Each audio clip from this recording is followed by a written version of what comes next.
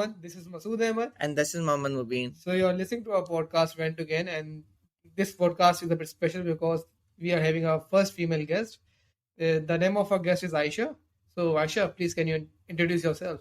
Hi everyone, I am Aisha. I'm a first year student studying at HKU as well. I was born and raised here, and I'm majoring in global health and development. Oh, that's a very cool major. Can you please tell us about your major? It's mainly targeted towards social issues in general, how one can solve them, how one can find sustainable solutions to them, let it be the refugee crisis or poverty and whatnot. So that's like what my major technically tackles. Like it focuses on what's happening around the world and tries to raise awareness on what's That's quite most of our listeners might be wondering that why we have a female guest today. So those who are wondering, I want to tell them that most of our podcasts are based on like male opinions. So we wanted to like have some female opinions on certain topics, so that it's like there's a good diversity between topics and opinions, and you guys can relate to what is going on in the world. So how is your life in Hong Kong as a female or as a woman? Is it difficult or like is it easier, especially as a Southeast Asian woman? I mean, in general context, I would say it's pretty easy. But then again, I'm comparatively comparing myself to people or women around the world. So in general, I would say it's fine. It's pretty easy. But then again, like everything comes with struggles. And I would say the main struggle would have to be, let it be discrimination or let it be, how do I say? I mean, women everywhere face some sort of struggles. So I wouldn't say it's anything that is specific towards me, but generally just like the struggles that women, they face around the world. Those are the. I see. Yeah. So like, you are from Pakistan, like by birth, right? Yeah. So like, have you spent some years in Pakistan? I mean, in the very beginning of my childhood, yeah. But then afterwards, I've been there. But like every time I've been there, it's been like once, 1 or 2 weeks only. So not really. I see. So like when you came to Pakistan, like I assume that you're like your upbringing is from Hong Kong. So like when you were like growing and like when you were in your high schools and schools, primary schools. So what were the major difficulties that you had? In Hong Kong? In Hong Kong, yeah. Major difficulties that I've had. I mean, I don't really think there were any major difficulties. It was chill life. It was pretty chill. I mean, yeah. Besides the academic pressure that is in Hong Kong, like the competitive studies and whatnot, I wouldn't say there was much. Yeah. Mm-hmm. And like, there's a social stigma in Hong Kong that like Southeast Asian men are a bit weird. Do you believe that? That's true. Yeah. Yeah. In what sense? Sure. Like, give us a brief description. I mean, how do I say? Most generations of Southeast Asian men, for example, who have given birth to their children, spend most of their lives in Pakistan or like let it be any other Southeast Asian countries. Like most of them were brought up back at their place. So the mindset that they've brought with themselves and the culture and traditions don't really comply with what Hong Kong is, I would say in general. And because of that, people find Southeast Asian men, I wouldn't say weird, but they're very culturally sensitive and they try to bring that culture into Hong Kong. So that's what I'm like hearing from different people as well. How about like Southeast Asian women here? Like, do the locals have a different kind of behavior with you and with the locals who are from Hong Kong? Like for me or for me, like for you, like yeah. I mean, how do I say? It's hard to form bonds with locally ethnically Chinese females in Hong Kong, just because at the end of the day, we are from different backgrounds. So they would think that we might not, have the same views on certain things, or we are not exactly the same as them. So yeah, I guess. So like, was there any difficulty in like making friends? I mean, for me, the neighborhood that I grew up in was filled with very diverse faces. Lucky so you, huh? Yeah, exactly. So because of that, I wouldn't say I faced any difficulties in making friends and whatnot. But again, like if I were to try to integrate myself into the Hong Kong society, in general, yeah, for sure, it's hard to form good bonds with like ethnically Chinese people. Yeah, it's quite really difficult to form good bonds with ethnically Chinese people. I actually for my own experience, I don't usually my major friend circles is from the international community usually. It's actually really difficult because like they're very much confined to themselves sort of, and probably they think like I have some like due to the culture differences, they actually think like, I don't know like if they're actually shy or something, but it's sort of really difficult to like talk to them and interact with them. That's it. Same for me. I mean, I've been in Hong Kong for like 19 years, and still, like, the major friend group that I have is still revolving around, like, my, like, diverse faces, I would say. So, yeah, it is pretty Yeah, difficult. but like I just have one question. I thought they're not really like open to me just because I have a different language of speaking in English, and that's why probably they think that they're not really good enough to speak in English. But you being a local Hong Kong citizen, so you can speak Cantonese as well, right? So, but still, is it really difficult to like form bonds and talk to them? The thing is that, although, like, how do I say, there's different types of people. Like, for me, I went to a school which was predominantly diverse. But then if you ask another person, another Pakistani or someone, and if they've been to a completely local school, and they would have a completely different experience than me, they would have a much easier time forming bonds with local Chinese people because those are the people that they've surrounded themselves with. Whereas for me, I'm more comfortable around people of more international, I guess, how do I say it? More diverse faces again. Yeah. Okay, so like I it's see. more specific to you. Yeah, it's more specific to the individual itself. Yeah. Okay. Like in Pakistan, like when there's like there's time of giving birth, most of the like parents want a male or a female. It's still same in Hong Kong as well? I mean, yeah, because of the Chinese mind. No, I wouldn't say Chinese mindset. I guess this is pretty outdated. But at the end of the day, they think there is this saying like men are the breadwinners and women are the housekeepers and stuff like that. Like that's the general saying, even in traditional Chinese culture. But again, no one really lives up to that anymore.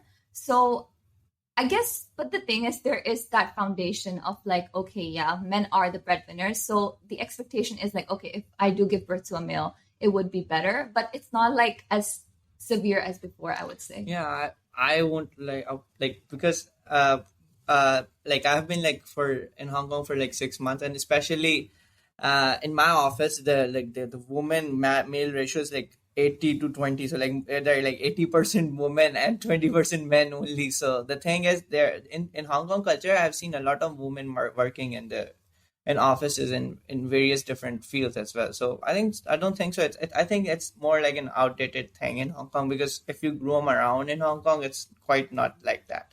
But again, Hong Kong is a very developed region. So like I feel like the culture is a lot more modernized. Like, we follow quite a Western liberation type of thing. But if you were to ask this question in another country, in a more developing country, the answer would be completely different. For sure. I see. Yeah.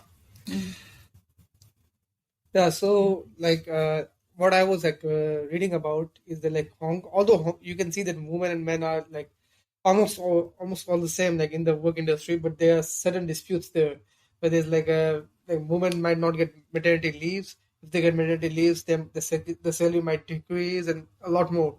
And according to my research previously, what I have seen that Hong Kong's like gender gap or gender disparity is much lower than like other developed countries like New York, USA, and so on. So, what's your point of view on that? You mean it's harder for women to like get maternity leave and stuff like that? Like get into like jobs and like get maternity leaves and like maintain that high profile job as well. That's a huge problem in Hong Kong, actually. Like previously, I worked in this particular organization. Not going to disclose any names, but then we at that time were also developing a portal specifically for women so that they can get a maternity leave. Because once a boss finds out that a woman is pregnant, they tend to just fire them. And it's very, very common in Hong Kong because they just assume that after giving birth, a woman would be less likely, they would be less productive. They would be a lot more, focused on their child, and they wouldn't come to work more often. And that's a huge issue in Hong Kong. And that is this pretty big cultural stigma that still exists. So, but then again, like a lot of advocacy has been done in Hong Kong. Like it's illegal now for that to actually happen. But still, the number is quite less. Yeah, for sure. Yeah. That's what I've seen. So, are there any like protection agencies or something like that that actually ensure that the woman right is like maintained and conserved in Hong Kong through in workplaces and in different social areas? I mean, yeah, there are quite a few non-governmental organizations that exist in Hong Kong which are advocating for them. But again, from like the government perspective, I wouldn't say there's much done, as much as it should have been done. Yeah. So that's what people or individuals take it into their own hands to try to see how they can make people's lives much better. Okay. Like, let's move to Pakistan a bit. So you might be like you're from actually from Pakistan, so you might be hearing some stories about how women are treated in Pakistan as well. So have you heard about any weird story that you like said that women are treated unjustly, something like that? I mean, how do I say? I can bring this to Hong Kong as well. I know I feel like, how do I say? I know a specific friend who is friend with this particular girl. Like, even in Hong Kong, being from a Southeast Asian country, like, how do I say? The parents aren't from completely Hong Kong, right? Like, they were brought up in Pakistan, they come to Hong Kong, and they try to implement that mindset on their child as well, when it shouldn't have been that way. So I know a few girls who completely stopped their education after secondary six because they're given the choice between marriage or further education. And given that choice, women kind of feel less motivated to actually go for further education. They're like, okay, if I have this choice, might as well just like, get married and, get it done with. And having that choice is still very, very prevalent in Hong Kong. It's crazy how prevalent it is. So it's the backward mindset of the parents right now, I would say. Another thing is that like as you're from a Southeast Asian country, then like there's a common like stigma that if you're from Pakistan or from India or like Bangladesh as well, you'll either become an engineer or a doctor. But you chose social sciences, right? So wasn't there any pressure from your parents to like go do medicine or like engineering degree? I mean, how do I say? For my parents, they were just happy that, okay, because I'm the first generation, like female in my family to receive tertiary education. So they were just happy that I could reach that point. And they themselves didn't really like go through all of that education. So they weren't really aware of like, what's happening in Hong Kong or what different paths you can take. So they weren't really influenced much by that. So they were just happy that I know what I want to do with my life. And as long as it's meaningful, as long as it has some sort of impact to other people, they're pretty much okay with it. That's nice to hear and keep make your parents proud by doing good stuff in your field. Yeah. So apart from that, like, do you like have you like encountered any like I would say like do you know about any other like you're giving your own perspective of how you live in Hong Kong, right? What about your other friends who are not from your like region, like from not your own locality, but they're within Hong Kong, but from a different region, and they might have faced a different difficulty. Like, for example, like as you said, as a woman, for you in Hong Kong, life was a bit chill, right? But like for some people, their life might not be the same as your life. So, like, do you have any stories that shows that there's an injustice for women in Hong Kong, or like women are treated equally in Hong Kong everywhere?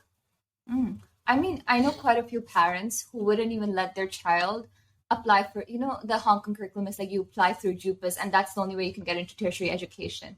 So knowing that JUPAS is the only path, some parents would completely restrict their child of that autonomy or allowing them to apply for that particular JUPAS. And it's actually very common in Hong Kong.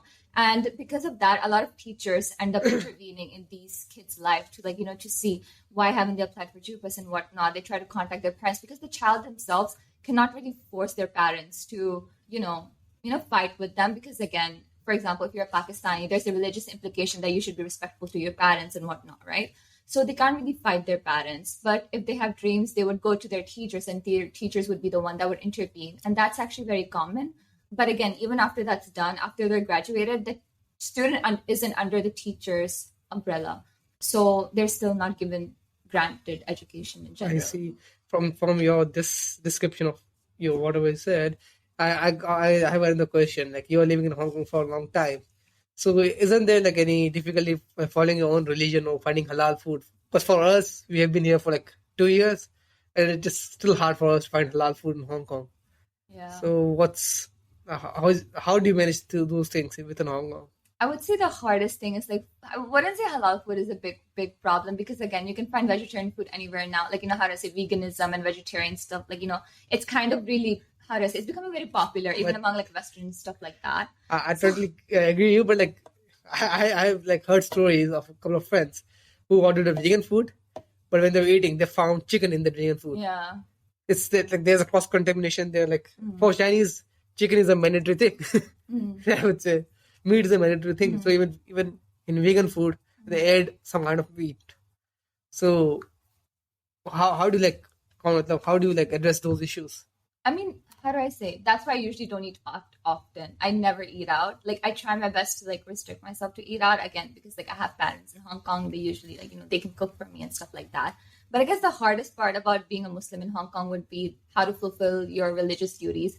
Because at the end of the day, for example, there's not a lot of prayer spots, I would say, you can find publicly accessible. And since no one really prays in public, it's kind of, you get those awkward stares. And a lot of the times you actually get kicked out of those areas, even while you're in the middle of the prayer, they'll be like, get out of this place. You can't pray here. And that's actually very common in Hong Kong. Mubeen can actually his experience. I got kicked out from McDonald's. Yeah, exactly. So I guess it's harder for us to fulfill our religious duties when it should be like common. I mean, Hong Kong does brand itself as a multicultural city, but sometimes I feel like it doesn't really live up to their name. They just like to call themselves that for attraction purposes, but they don't really cater for everyone's culture.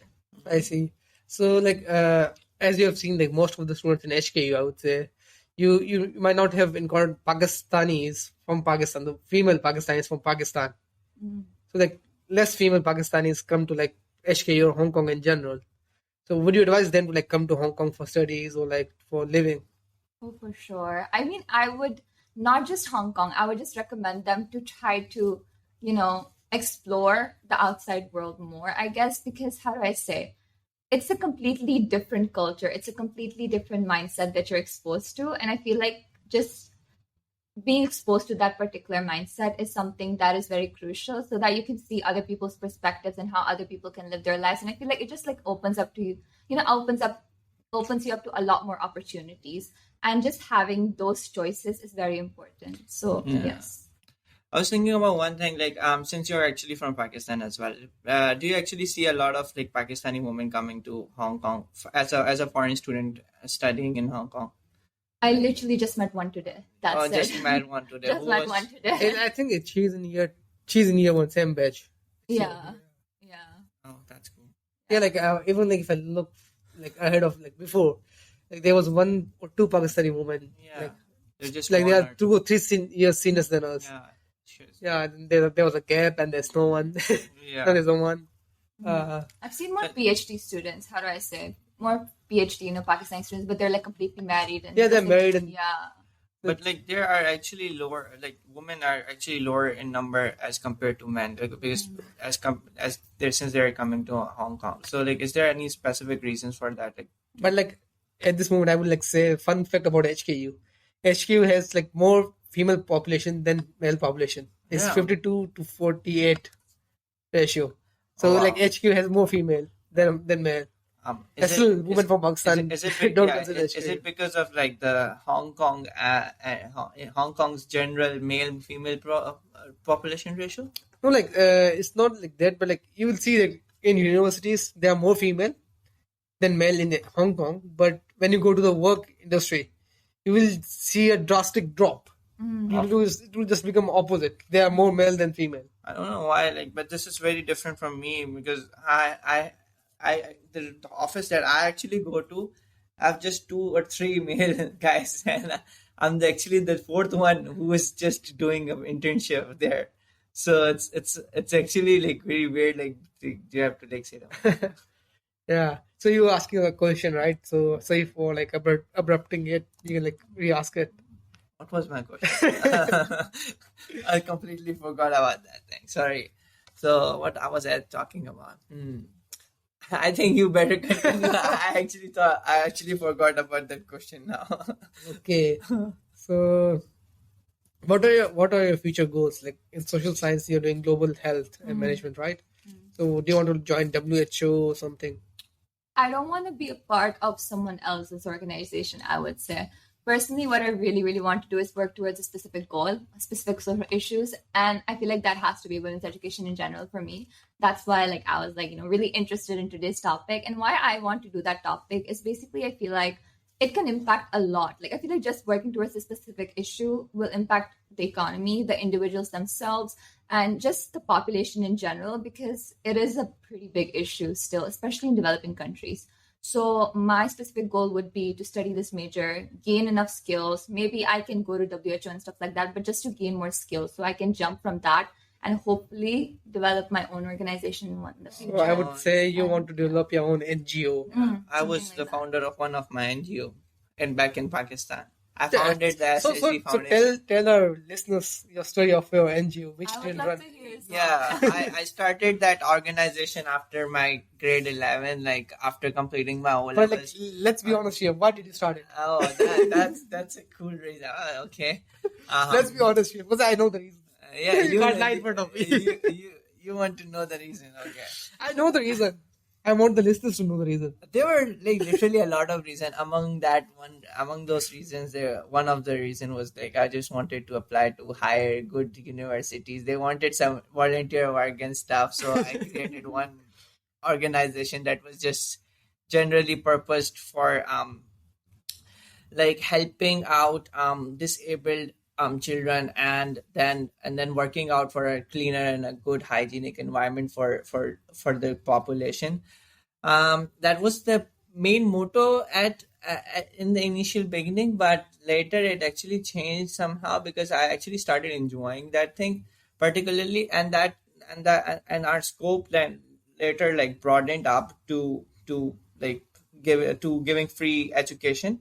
There were like like, and in all of this I actually conducted various different activities in certain areas. Like I set up like camp schools in certain areas in Pakistan, in Karachi, to give education, to give just normal education, day to day living education, like living education. Like I just taught them how to do the basic mathematical arithmetic and all this stuff, and how to read certain stuff. So it was that some basic education, and then there were some activities in which I got indulged into. We actually organized activities for disabled children who weren't able to talk, like they like for those childrens, and in all of those activities I actually learned sign language as well. So it was actually a very good thing for me. And then we did like organized beach cleanups and all this stuff as well. So this was something really cool. Like I actually started feeling really good about that thing. And then, like, since I actually left, I actually transferred the ownership of that organization to one of my junior, who sort of carried off well. But I don't know now. I don't know the status of the work now because I don't usually follow that organization nowadays. I see. So let's get back to Aisha. So, like, any advices to our female listeners who are living in Hong Kong, like how to survive, what to do, what not to do? I mean, personally, I would just say, because if there's an external person that is contradicting you, or if that's, restricting you from doing anything, you really can't do much about it except to reach out to ask for help. So I would highly, highly recommend you guys, if there's anyone that's telling you to not do something, but if you know that's going to benefit you in the future, do reach out to other people, especially your teachers or the school that you're going to, or just anyone. I feel like they'll be more than happy to help you out regarding anything. So that would be my main advice. And I would say, even though there are restrictions, how do I say, don't let it undermine your capabilities. Don't let it undermine your potential or how you're going to grow as a person. Don't let it stop you from dreaming, I would say. Because a lot of the times, females especially try to, because of the restrictions that they have, they try to limit themselves to, they don't allow themselves to explore a lot about themselves. So don't do that. Dream openly. There will be people in the future who are going to help you out of every situation that you can. So don't restrict yourselves, because you guys can do anything. Yeah, so like there might be some hurdles in like this advice is for both male and female. So Yeah. there might be some hurdles in your life, but don't have to like sit there and wait for hurdles to be like gone by itself. You need to like work hard and like try to push those bouldering rocks from your path and move forward. And best of luck, everyone. I mean, everyone's gonna face difficulties eventually, and I feel like that shouldn't stop you from doing anything. It's just a common thing. You're going to learn from it. Don't be scared of it. Be proud that you face those difficulties and you actually faced them and you're actually done with them. So don't be afraid. Yeah, like simple example that I can give you of is that yeah, there's a pencil, right? Until unless you sharp it and resharp it, it won't get pointed. It won't be useful. So that's why there are hurdles to like resharpen you and resharpen your skills. Yeah. So we are almost at the end of our podcast. It was nice talking to you, Aisha. Yeah, it was Yes, really I- nice talking to Best you. of luck for your future goals and hoping to see your NGO soon. Yeah, So bye bye guys. yeah. See ya, Bye. See ya. everyone. Bye.